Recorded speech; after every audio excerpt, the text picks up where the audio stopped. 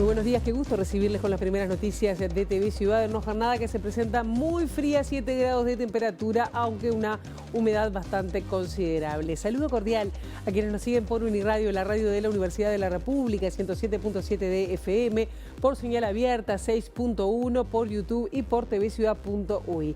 Vamos a repasar qué les parece el pronóstico de meteorología para las próximas horas, que el frío vino para quedarse por lo menos por algunos días. Vean ustedes que la máxima de hoy va a ser de 15 grados, la mínima fue de 4, el cielo estará algo nuboso, no se prevén lluvias para esta jornada.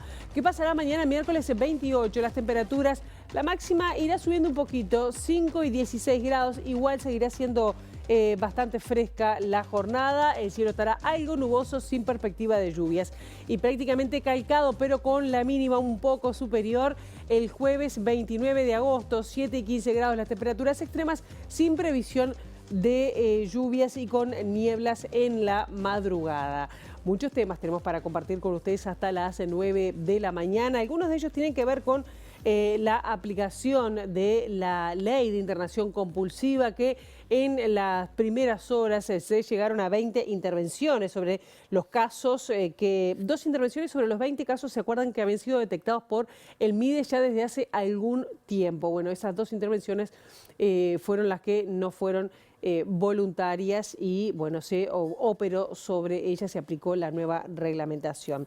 La Asociación de Defensoras y Defensores Públicos denunció una segunda agresión en lo que va del año y piden concretar un protocolo claro ante este caso de violencia contra las personas que hacen de defensores públicos. El senador Frente Amplista Daniel Casciani reclamó al Instituto Nacional de Estadística conocer los datos últimos del censo, porque hasta ahora, dice, se conocieron los datos preliminares. ¿A qué se debe el atraso? Bueno, le pide una respuesta a Presidencia de la República y también al Instituto Nacional de Estadística.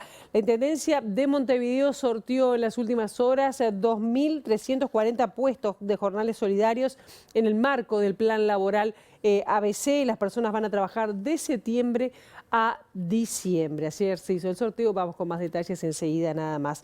Y luego, sobre las 8:30 de la mañana, vamos a estar hablando sobre la accesibilidad en las ciudades y sobre todo la posibilidad de tener una vida independiente para todas las personas, especialmente aquellas que tienen algún tipo de discapacidad, de dificultad para, bueno, circular por su ciudad. De esto vamos a estar hablando con una especialista y también, bueno, política de Argentina, Gabriela Bruno, que, bueno, estuvo por Montevideo contando un poco, bueno, cuáles pueden ser los pasos para lograr una vida independiente en la ciudad. Esto será sobre las un poquito antes de las 8:30 de esta mañana. Ahora vamos a abrir la ventana hacia las calles de Montevideo. Qué lindo el sol calentando un poquito de la ciudad, el pavimento seco.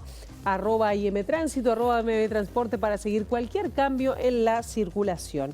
Les adelantamos que Humberto I, entre Solano López y Leopardi, va a estar cortado a la circulación hasta el 28 de agosto. San Martín entre Aparicio Saravia y Leandro Gómez, el corte será hasta el 29. Dubimio Soterra entre Garibaldi y Juan José de Amézaga, el corte será cortito hasta las 10:30 de la mañana por trabajos de carga y descarga, luego se va a liberar. Y Williman entre Francisco Ros y Gregorio Suárez, el corte será hasta las 4 de la tarde.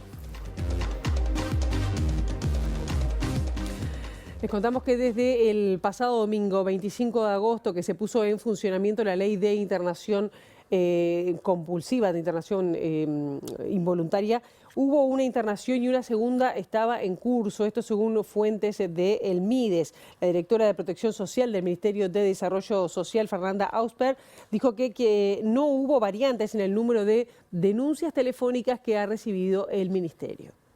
En el día de hoy tuvimos la primera intervención, justo en este momento están justamente en una segunda intervención.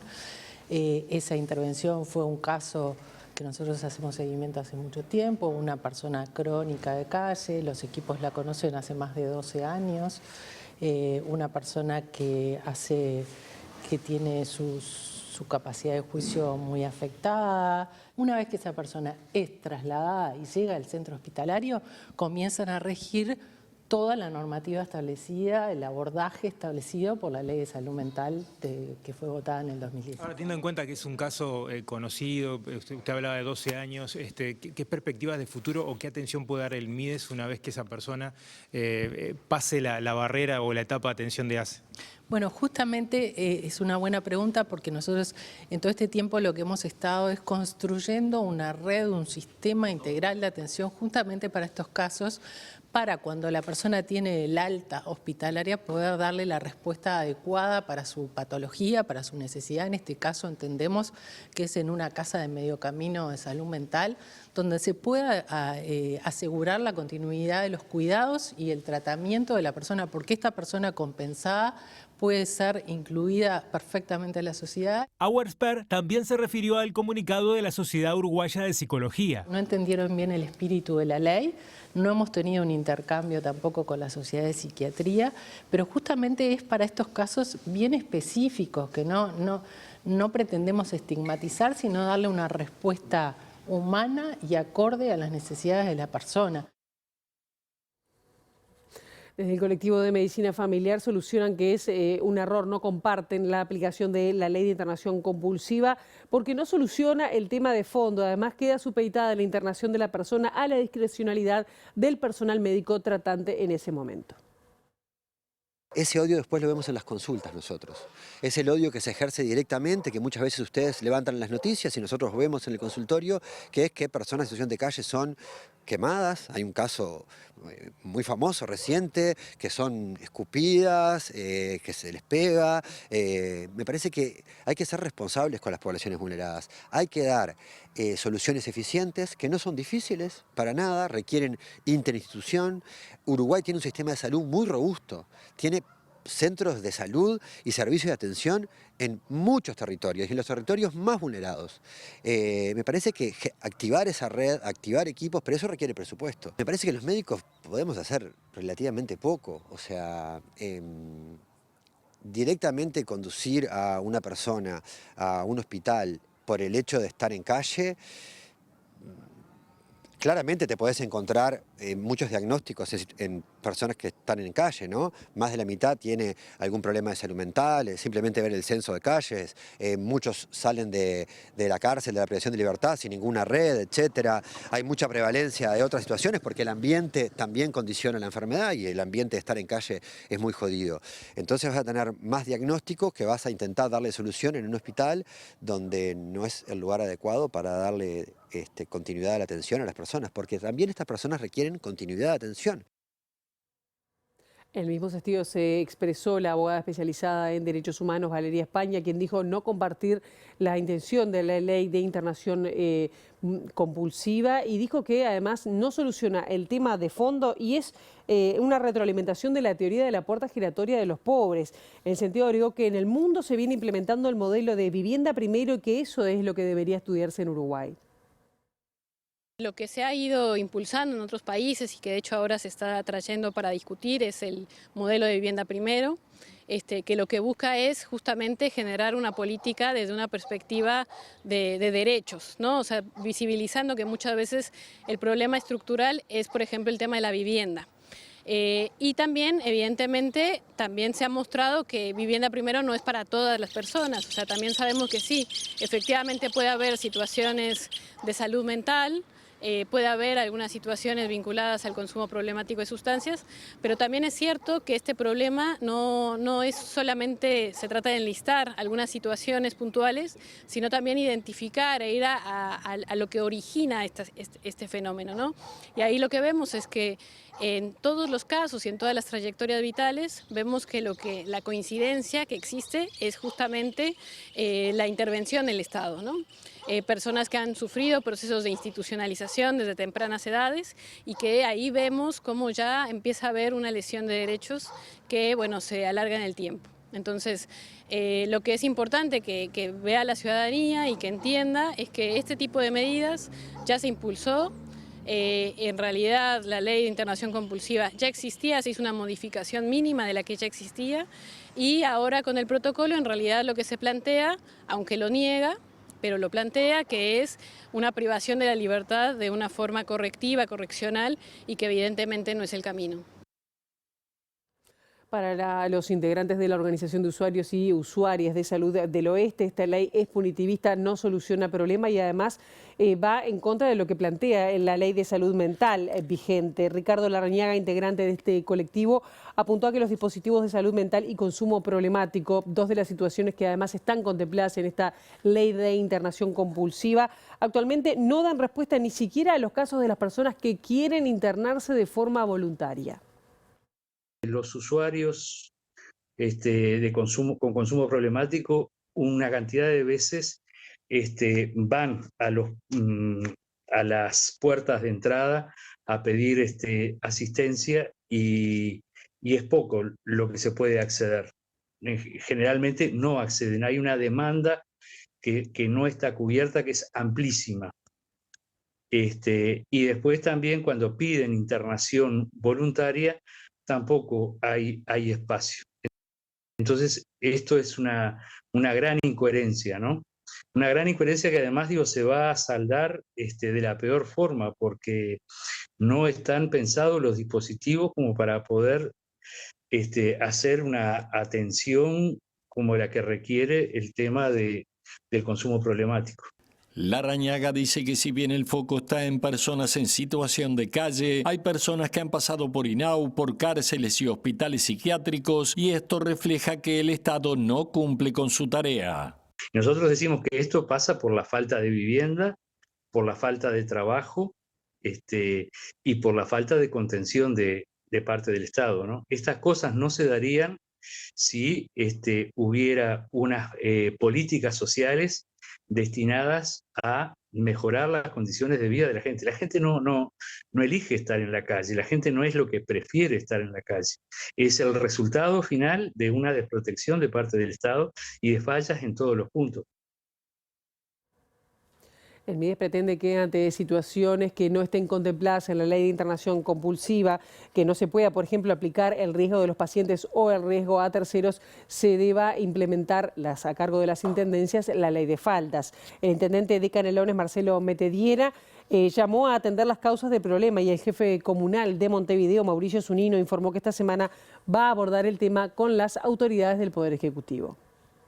La Intendencia, en el marco de las normas que le competen, va a cumplir la normativa, pero en otros casos que efectivamente no son la responsabilidad de la Intendencia de Montevideo, también nos preocupa en particular el tratamiento y el mantenimiento de los derechos de la población que se encuentra hoy en situación de calle. Nosotros esta semana estaremos teniendo una reunión con el Poder Ejecutivo y ahondaremos o profundizaremos cómo llevaremos adelante este mecanismo. Preocupa de alguna manera el tema que tener que instrumentar algo por imposición, ¿no? El manejo compulsivo me parece que no está bueno. Pero tenés la dificultad de por qué se llega a ese punto.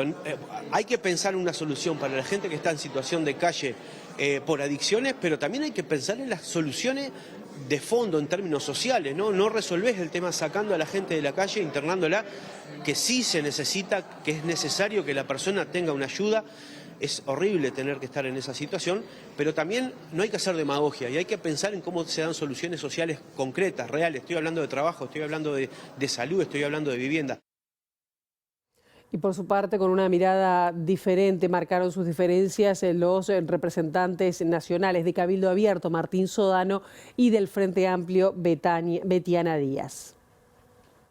Remarca o se da garantías al Estado, por decirlo de alguna manera, de que la persona en situación de calle, y como lo dicen los dos incisos que se agregaron, abre otro parámetro a hacer el abordaje.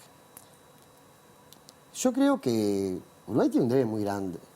Y ve la internación compulsiva como una mala palabra, y no es así. No es así. El Estado entre las camas propias y contratadas, digo cama como espacio, como el abordaje de atención a. Hoy tiene 324 camas. Cuando tenemos una población que hay más de 20.000 personas en situación de calle por problema de adicción a la pasta base de cocaína. Problema de adicción a la pasta base de cocaína, más de 20.000 personas en situación de calle. Montevideo y área metropolitana más que nada. Identificada cuál es la problemática. No estoy hablando de todo el amplio espectro que tiene la situación de una persona de calle, que hay muchísimo que no tiene nada que ver con lo que es pasta base de cocaína. La diputada frente amplista Betiana Díaz alertó que este proyecto va a generar muchos otros problemas. Yo puedo retener a una persona 1 mes, 2 meses, 3 meses internada sin consumir una gota de alcohol, para hablar de un ejemplo puntual. Pero el día que sale no tiene las herramientas para no volver a consumir esa droga. Entonces creo que en realidad acá de lo que estamos hablando es de que no se está generando una solución y de hecho también el Instituto de Derecho Civil que fue consultado por la comisión que trataba este tema con respecto al tema de la libertad, y vuelvo, Wilmar, con esto, una de las cosas que decía era, bueno, la ley debería poner a texto expreso que la internación es por un tiempo acotado y el menor tiempo. La Asociación de Defensoras y Defensores de Oficio denunció que en este año ya hay una segunda agresión a un asociado, esta vez a un defensor público del departamento de Tacuarembó. Carolina Camilo, presidenta de la asociación, señaló que ha planteado ya esta problemática a las autoridades y esperan la aplicación de un protocolo claro ante esta situación de violencia. Nos hemos visto expuestos a un incremento de casos de violencia, ya sea por personas vinculadas a los procesos, como es este caso particular, y también por parte de nuestros usuarios que lamentablemente muchas veces, están atravesados por diferentes situaciones de violencia, de salud mental, de consumo, y muchas veces, canalizan también las frustraciones y, las cuestiones que viven a través de los procesos judiciales a través de su defensa, que es la persona que los atiende y que está con ellos y los acompaña en los procesos judiciales. A este incremento se suma también la carencia de medios de seguridad que nosotros tenemos al momento de desempeñar nuestras tareas. La mayoría de las sedes de las defensorías públicas, sobre todo en el interior del país, no cuentan con ningún tipo de mecanismo de seguridad. Tampoco nuestra institución cuenta con protocolos claros de qué hacer y cómo hacer y llevar adelante este tipo de casos. Entonces, es un reclamo que venimos haciendo y que hemos tenido varias reuniones, que ha sido recibido y que, esperamos encontrar algún tipo de solución. El dirigente colorado Pedro Bordaberry propuso una iniciativa de 10 medidas para combatir el narcotráfico y el lavado de activos y que para esto se debería aprobar una ley de urgente consideración. Además dijo que se debería implementar un amplio diálogo entre dirigentes del oficialismo y del Frente Amplio. Atacan los problemas principales que hay en materia de seguridad. El primero es la lucha contra el narcotráfico, que nos parece que es esencialísimo. No podemos demorar más, es más, estamos proponiendo que se apruebe una ley de urgente consideración para atender este problema y el problema de la corrupción, contemplando estas medidas. Eso es fundamentalísimo. Después, obviamente, está la creación de la Fiscalía y otras medidas, pero lo importante hoy en día es el combate contra el narcotráfico. ¿Vamos a hablar de las diferencias o vamos a hablar, si queremos que esto sea una política de todos los partidos, vamos a hablar de lo que nos une? Me parece que más que hablar de eso, si hay diferencias, tenemos que buscar los puntos que nos unen, ser de acuerdo, de diálogo y buscarle la vuelta. Me parece que va por ahí. Tratamos de hacerlo dentro de la coalición y con el Frente Amplio también, entre todos. Y por su parte, el candidato a la presidencia por Cabildo Abierto, Guido Manini Ríos, cuestionó la gestión de seguridad de este gobierno y defendió las propuestas de Cabildo Abierto. Desestimó las críticas hechas al programa de su partido por Diego Sanjurjo, quien es asesor del Ministerio del Interior y que asesora además al Partido Colorado, y llamó a discutir eventuales medidas por encima de los nombres de personas destinadas a ocupar los cargos. Los pesos pesados del delito siguen en las cárceles en comunicación con delincuentes livianos o primarios y hay que separarlos.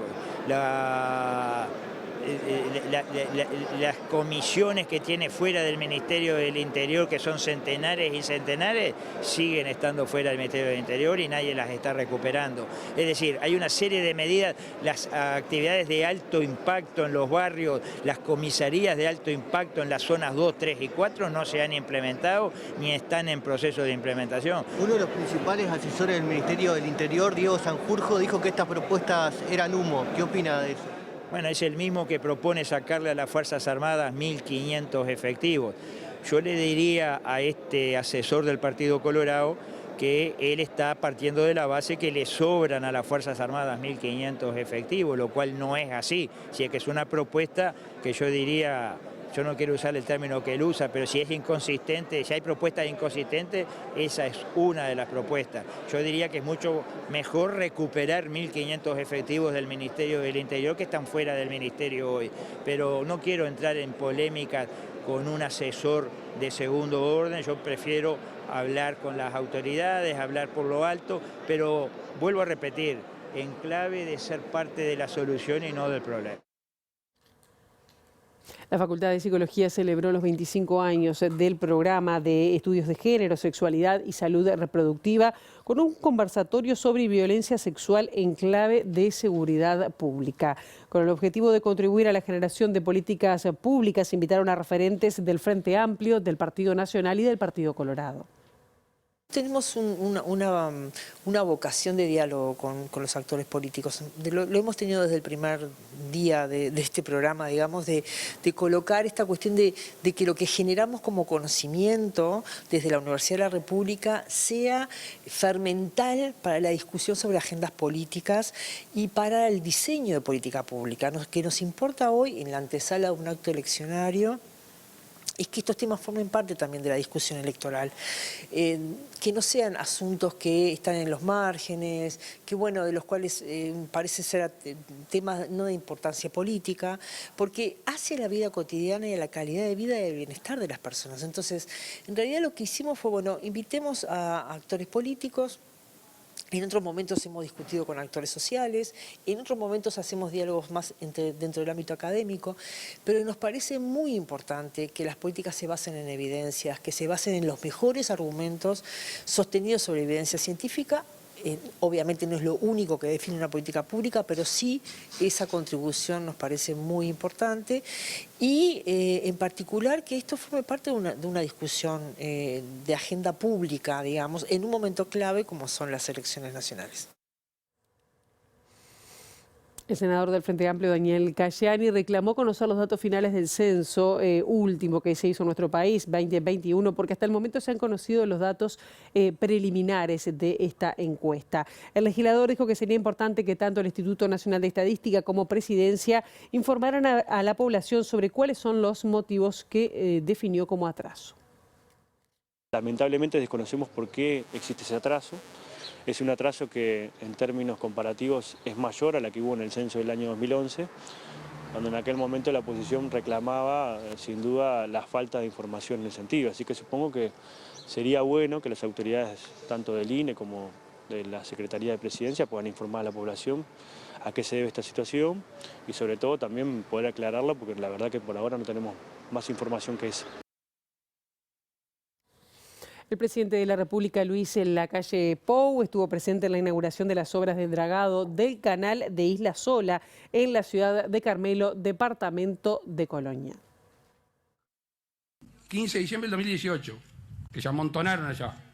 Bueno, al día de hoy, este gobierno ya ha rescatado, ya ha sacado 6 embarcaciones que estaban ahí, que saben que hay un tema jurídico, que hay que tomar posesión sobre la misma para poder hacerlo. Todavía queda, pero estamos en ese trabajo. En el puerto de Montevideo había como 32, 50, me quedé corto.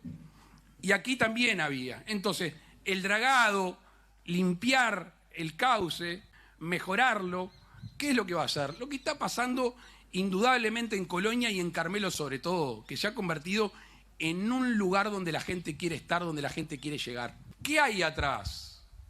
No hay genialidad, no hay magia. Hay escuchar, hay conocer, hay decidir, hay trabajar, hay comprometerse, hay que tener un buen equipo. Y como dice el himno que cantaron los gurises, que es precioso el nuestro, para empezar porque es el que usa más la palabra libertad de todos los himnos, pero que termina para mí con una obligación ciudadana y sobre todo para los gobernantes, que es la que yo puedo decir aquí tranquilo, que es sabremos cumplir. Según informaron desde el Poder Ejecutivo, la obra tuvo un costo de $3 millones. El observador informó que a 20 kilómetros de Carmelo, el Poder Ejecutivo le otorgó a una empresa privada del rubro hotelero una concesión por 50 años de un puerto para embarcaciones deportivas, que había recibido cuestionamientos vinculados a los controles aduaneros del tráfico fluvial proveniente de Argentina. Alejandra Koch, quien es directora de la Administración Nacional de Puertos por el Frente Amplio, le dijo a MBD Noticias que se enteró por la prensa de la noticia y aseguró que esto ratifica lo que definió como falta de planificación portuaria y entorpecimiento de la tarea de la Administración Nacional de Puertos. Vamos a otros temas, pero nos quedamos con temas que tienen que ver con el agua, porque la empresa Habitat analiza otorgar al astillero español Cardama un préstamo de 4 millones de dólares que requiere para la garantía pedida por el gobierno uruguayo en el marco de la compra de 2 patrullas oceánicas que pretende adquirir, según divulgó el semanario Búsqueda. El semanario Búsqueda informó que el contrato para la adquisición de las patrullas oceánicas por un valor de 82 millones de euros establece que el plazo de entrega sea de 18 meses para el primer barco y desde ese momento 12 meses más para el segundo. Pero antes de recibir el dinero del gobierno para iniciar la fabricación de los buques, Cardama está obligada a elevar una garantía de reembolso por el total del pago del primer anticipo de los 2 buques y otra garantía de fiel cumplimiento por el importe del 5% del total del contrato. La primera de las garantías, de 8 millones de euros, fue firmada recientemente por Cardama con una empresa extranjera y entregada al Ministerio de Defensa. La segunda, que se estimaba estar lista en el primer semestre del año, continúa a la espera por parte de la cartera. Según publicó Búsqueda, representantes del astillero se reunieron con autoridades de Habitat para conseguir un préstamo en efectivo de 4 millones de dólares que sirva como aval. La empresa uruguaya analiza la documentación necesaria para enviar una propuesta formal al astillero. La adquisición de las patrullas oceánicas, que son buques militares para vigilar el territorio marítimo y actuar contra delitos como el narcotráfico y el contrabando, entre otros, fue considerada una prioridad por parte del Ministerio de Defensa, pero la selección de Cardama ha suscitado críticas por parte de la oposición política y al interior de la Armada, entre otros motivos, por no contar con suficiente experiencia. Hace unos días se hizo en nuestro país un encuentro iberoamericano de turismo y estuvo aquí en Montevideo, vino de visita Gabriela Bruno, que es una argentina integrante de la Red Latinoamericana de Vida Independiente. Además, es asesora sobre accesibilidad y discapacidad de la Cámara de Diputados de la provincia de Santa Fe en Argentina y además es secretaria de la Comisión de Discapacidad del Partido Socialista a nivel nacional, entre otros muchos cargos y actividades vinculadas a la temática. Gabriela, un gusto recibirte aquí en TV Ciudad, en MB Noticias. Muchísimas gracias a ustedes, la posibilidad de estar acá y de dialogar con la ciudadanía de Montevideo y de Uruguay. Bien, revisando un poco para preparar la entrevista, veía que todo lo que tiene que ver con el concepto de discapacidad ha evolucionado en nuestros países y también el de la accesibilidad. ¿Cómo dirías que estamos ubicados hoy? A ver, primero arranco, me parece fundamental poder arrancar del concepto de discapacidad que nos lleva de la mano a lo que es la accesibilidad. Lo que plantea la Convención sobre los Derechos de las Personas con Discapacidad del año 2006 es que la situación de discapacidad ocurre entre lo que pasa en un cuerpo, digamos, lo que pasa en la persona y la relación con el entorno. Si esa relación está plagada de barreras, ahí es donde ocurre la discapacidad. Y trabajar el concepto de accesibilidad y trabajar el concepto de barreras, las barreras que necesitamos visualizar para poder eliminar, tiene que ver no solamente con lo arquitectónico y lo urbanístico, o físico también conocido, sino con lo comunicacional, pensando en personas con discapacidad intelectual, personas con discapacidad auditiva, personas con discapacidad visual. Digo, porque quizás nos remitimos más rápidamente a pensar, bueno, las rampas, los baños accesibles, cómo sorteamos los anchos de las puertas, que todo eso es necesario, el transporte público, que debe ser accesible. Ustedes acá en Montevideo están mucho más avanzados que nosotros en Santa Fe y nosotras, porque estuve viendo muchos colectivos que tienen el icono de accesibilidad, por lo tanto entiendo que permiten que personas usuarias de silla de ruedas puedan transportarse en el transporte público. Y otra de las barreras muy importantes a trabajar es lo que hace la barrera actitudinal. Y que ahí es donde radica cómo nos ven, cómo nos sigue viendo la sociedad, las personas con discapacidad y cómo nosotras y nosotros pretendemos que nos vean y desde dónde nos posicionamos para que sea una identidad política, para que sea un espacio, digamos, donde yo no tengo que transformarme para ser, como históricamente el modelo médico hegemónico o modelo también conocido como modelo rehabilitador planteaba esto, bueno, somos sujetos a reparar, a ser rehabilitados, digamos, a que se borren las huellas de la discapacidad. El modelo social y lo que plantea la Convención es decir, bueno, somos personas con estas características, con esta singularidad y requerimos justamente la accesibilidad para poder trasladarnos, para poder ocupar los mismos lugares, para poder ir a un club, a una vecinal, para poder ir a un restaurante, para poder elegir ir a la playa o no, para poder llevar adelante una vida en igualdad de condiciones, además de lo educativo, además de lo laboral. Formar familia o no formarla, elegir administrar mis bienes, un montón de cuestiones que hacen a lo que el resto de las personas no se lo plantean, porque lo viven. Cuando digo el resto de las personas me refiero a quienes no tienen discapacidad. Lo viven sin preguntarse. En cambio, nosotros las personas con discapacidad, desde que tenemos que pensar si al lugar que vamos va a ser accesible o cómo lo resuelvo, si tengo un transporte que me lleve hasta ahí, si necesito informarme y estar accesible para una persona ciega, o va a haber intérpretes en lengua de señas si soy sorda, o está lo más sencillo escrito para que si tengo discapacidad intelectual pueda comprender un texto. ¿Qué es lo más difícil? O un mensaje. Decías que es la actitud de la gente, es la mirada de la gente. ¿Sabes por qué? Sí, porque es quien engloba. Ayer, por ejemplo, en un encuentro que tuvimos en el Espacio Colabora con la gente de Becky Labat, hablábamos, bueno, de que hay que formar a los arquitectos y las arquitectas, hay que formar a la... Bueno, digo, todo esto de formar en perspectiva de discapacidad, como lo llamamos, tiene que ver con el cambio en lo actitudinal. Esta barrera, porque si ya desde el vamos, quien diseña un espacio, quien piensa en la política pública, yo siempre digo, cuando se piensa en políticas para juventudes, ¿se piensa que esas juventudes pueden tener discapacidad? ¿O se piensa a juventudes solamente sin discapacidad? Si armo un recital, si armo un evento, si pienso en un desarrollo turístico, bueno, pensar que una persona con discapacidad tiene que hacer todo el recorrido, desde que ayer lo hablábamos con Nicolás Raffo, que lo vienen trabajando mucho también en la Intendencia, es que, bueno, desde que elegís un destino, que la página sea accesible para poder saber de qué se trata, digo, que tenga descripción de imágenes si sos una persona ciega, sino cómo haces para, porque muchos de los recursos hoy por hoy de las nuevas tecnologías nos apoyamos solo en lo visual. Claro. Entonces dejamos afuera un montón de gente. ¿Y qué pasa? Sé que ustedes están en esta red latinoamericana de vida independiente, están trabajando en lo que tiene que ver con asistentes personales. ¿Cuál es la demanda y la necesidad y cómo se está implementando? Porque acá en Uruguay es como, bueno, se están dando pasos en ese sentido, pero falta mucho. Falta mucho y hay como una línea delgada. A ver, los asistentes, primero cuento de qué se tratan los asistentes personales. Son aquellas personas que cumplen un rol de acompañarnos en nuestra autonomía. Digamos, no suplen nuestra voluntad, no suplen nuestro deseo, no suplen nuestras intenciones, sino que acompañan. Y hay un hilo muy delgado que se confunde con los cuidados.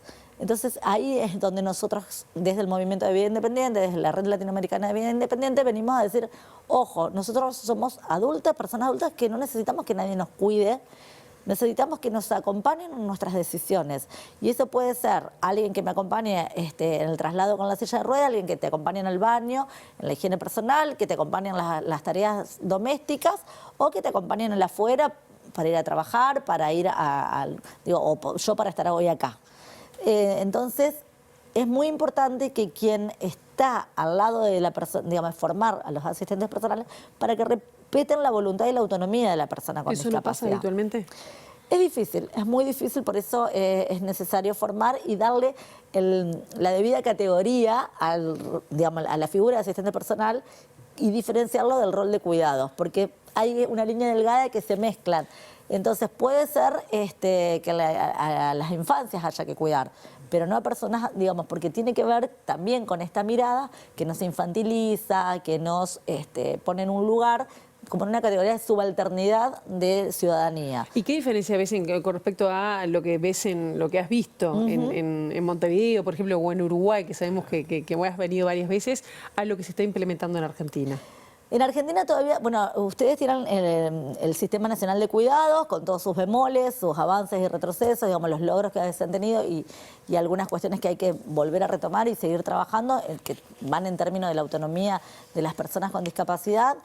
Y en Argentina todavía, digamos, tenemos proyectos de ley, todavía eso no es ley, no se ha podido avanzar. Sí, nosotros en la provincia de Santa Fe, allá por el año 2013, empezamos a implementar a nivel dentro de la Subsecretaría de Discapacidad, a través de una resolución, un programa de asistentes personales que por un lado formaba y por otro lado se sustentaba, digamos, se financiaba desde la Subsecretaría para determinadas personas una X cantidad de horas que rondaba entre las 4 y 6 horas para determinadas tareas que se trabajan junto con la persona con discapacidad, junto con la familia y junto con quien desempeña el rol de asistente. Pero bueno, eso hay que ir por más, hay que ir por generar leyes y generar presupuestos destinados a tal fin, porque para poder ampliar y para que pueda ser realmente una respuesta tal como la necesitamos. Claro, veía que, bueno, o decía que estuviste participando en este encuentro iberoamericano de turismo, pensando en el turismo, pensando en los viajes que uno puede llegar a hacer,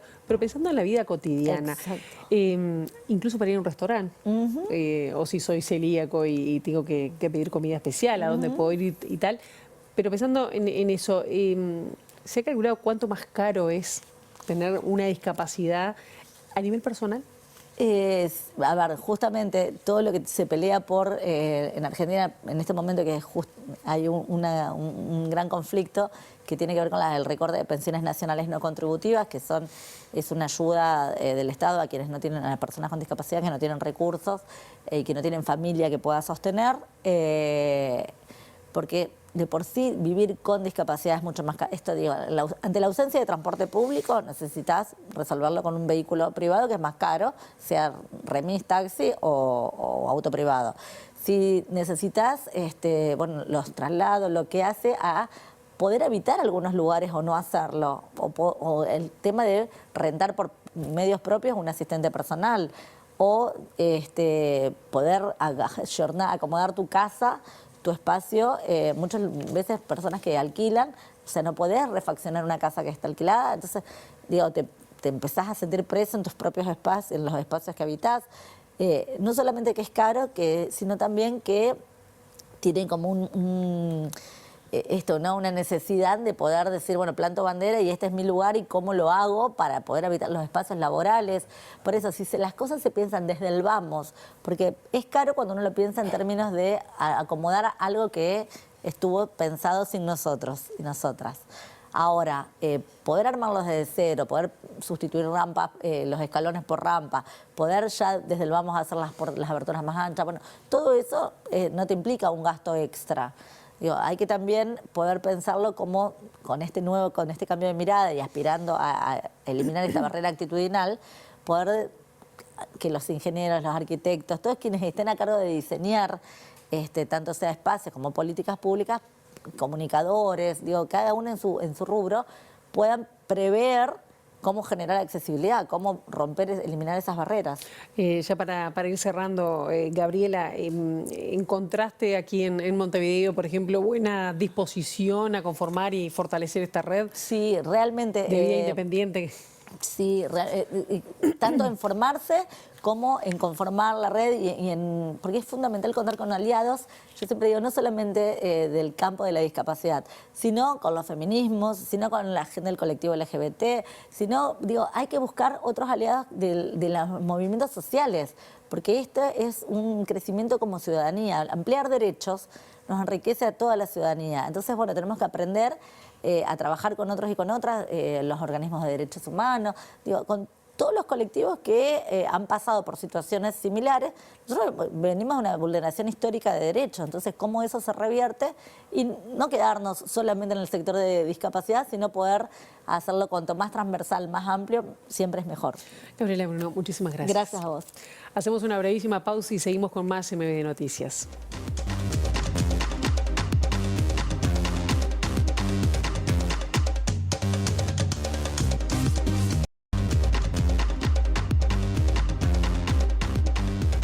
y a la mañana en Montevideo. La Intendencia justamente de Montevideo ayer hizo un sorteo del plan laboral ABC de jornales solidarios que dará empleo a 2.340 personas de septiembre a diciembre con un total de casi 37.000 personas inscriptas. La cifra mayor que otras ediciones. Las y los trabajadores van a recibir un salario nominal de 13.000 pesos.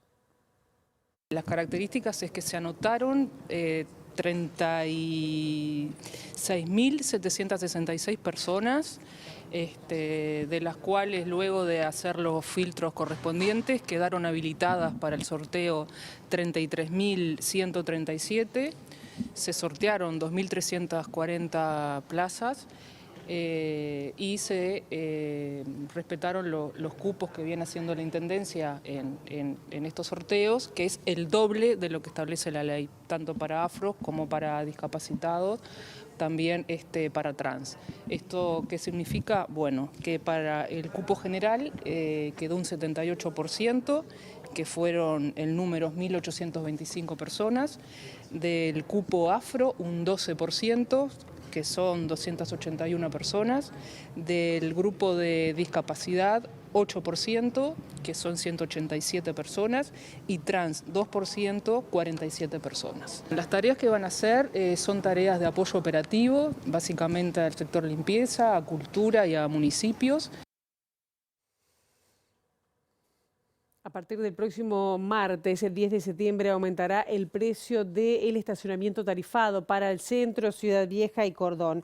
El costo de la hora pasará de 48 a 52 pesos, la media hora subirá de 24 a 26. Según informó la Intendencia Capitalina, la suba refleja el incremento del índice de precios al consumo. El estacionamiento tarifado rige de lunes a viernes de 10 a 18 horas y la compra mínima a través de redes de cobranza y empresas de telefonía móvil es de media hora. También se puede gestionar el estacionamiento a través del número de WhatsApp 099-019-500 con la posibilidad de debitar el monto automáticamente de la cuenta de SUSIBE de la persona que contribuya. En esta modalidad también se permite abonar por los minutos efectivamente utilizados y el mínimo de estacionamiento habilitado en este sentido es de 15 minutos. Y en Montevideo se está desarrollando el cuarto foro de desarrollo económico local de América Latina y el Caribe. Participa la academia, organismos internacionales, también gobiernos locales y nacionales. Y esta mañana comienza el trabajo en las mesas justamente de la Intendencia de Montevideo. Para nosotros es muy importante hoy estar haciendo el lanzamiento del Foro de Desarrollo Económico Local a nivel latinoamericano y del Caribe. Contamos con presencia de 12 países participando, academia, organismos internacionales, gobiernos locales, también presencia de algunos gobernantes nacionales, con lo cual esto nos da marco para poner en discusión los conceptos de desarrollo y la articulación de políticas para poder fomentar efectivamente esas dinámicas de desarrollo. La agenda completa de las mesas, los participantes, los panelistas van a estar están en la web de la Intendencia con el cronograma completo para que puedan asistir a aquellas personas que lo deseen.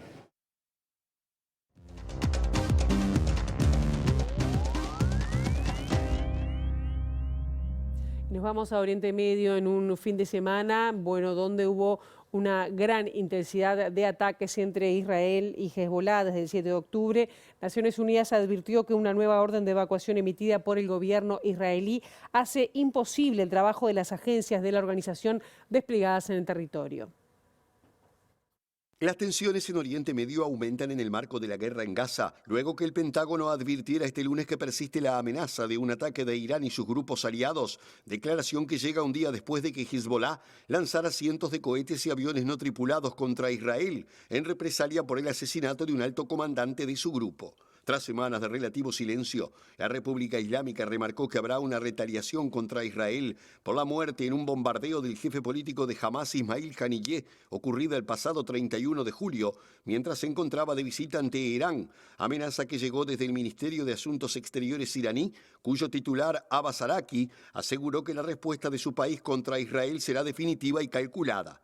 Mientras tanto, Naciones Unidas anunció que se vio obligada a interrumpir este lunes las operaciones humanitarias de sus agencias en la Franja de Gaza debido a una nueva orden de evacuación israelí en Deir al-Balá, el último lugar donde han tenido que reubicarse los desplazados tras sucesivas órdenes de evacuación anteriores, anunció un alto funcionario de la organización que pidió no ser identificado. Desde el inicio del conflicto entre Israel y Hamás en octubre, la ONU ha tenido que retrasar o pausar en ocasiones sus operaciones, pero nunca hasta el punto de decir concretamente que ya no podemos hacer nada como ocurre ahora, añadió el funcionario y pidió al gobierno de Israel que para garantizar la continuidad de las operaciones, el ejército debería respetar los edificios de la ONU, ya se trate de almacenes o refugios improvisados, además de vehículos de la organización. Y nos venimos acá para el barrio porque el actor Ricardo Darín recibió el Premio de Honor 2024 en los Premios del Sur de la Academia de Cine de Argentina celebrada en Buenos Aires, donde el actor cuestionó la ofensiva del gobierno de Milei contra los artistas. Lo que estamos viviendo ahora, estamos viviendo la elección de un gobierno elegido democráticamente, que toma medidas que no siempre nos gustan,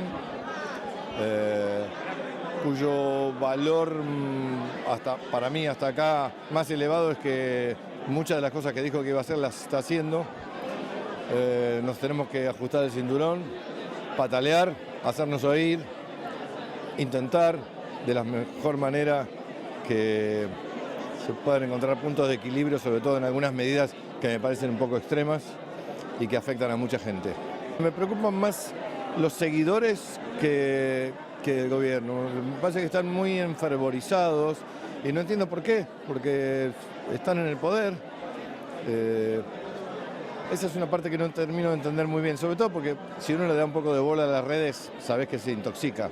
Las redes no son el fiel reflejo de lo que pasa realmente con la gente, pero algunos se dedican a fomentar una especie de crispación que me parece que no conduce a nada. Yo tengo confianza en que vamos a encontrar un punto de equilibrio para que las cosas no sean tan tremendas como parecen ahora. No estoy hablando de la situación actual del país, estoy hablando básicamente del cine. Bien, y hasta aquí llegamos con esta primera edición. Ahora quedan en compañía de los compañeros de Ciudad Viva. La actualización informativa será a las 13, a las 18:55 y nosotros nos volvemos a reencontrar mañana bien tempranito con las primeras noticias de TV Ciudad, aquí a las 8 de la mañana. Capaz que antes.